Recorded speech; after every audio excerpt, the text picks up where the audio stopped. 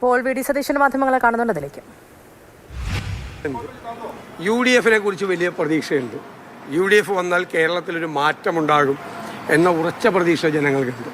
ഞങ്ങൾ ഈ സർക്കാരിനെതിരായിട്ട് അവതരിപ്പിച്ച കുറ്റപത്രം ജനങ്ങൾ അവരുടെ കോടതിയിൽ, മനസാക്ഷിയുടെ കോടതിയിൽ അവർ വിചാരണ ചെയ്യും. ഈ സർക്കാരിനെ അവർ ശിക്ഷിക്കും. UDF അധികാരത്തിൽ വരും. ഞങ്ങൾക്ക് ഉറച്ച വിശ്വാസമാണ്. എല്ലായിടത്തും നല്ല രീതിയിലുള്ള പ്രവർത്തനമാണ് നടക്കുന്നത്. സജീവമായി ടീം UDF ആയിട്ടാണ് പ്രവർത്തിക്കുന്നത്.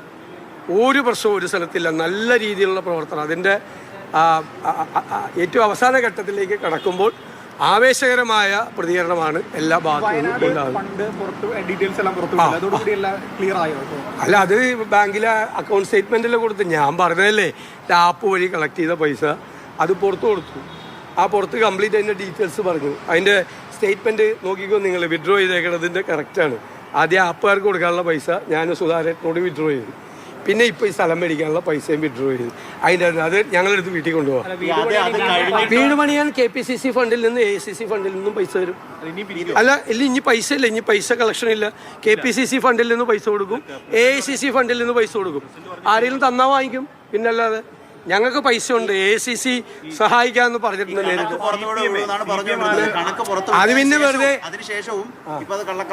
അത് ആർക്കും പറയാമല്ലോ, ആർക്കും എന്തും പറയാമല്ലോ.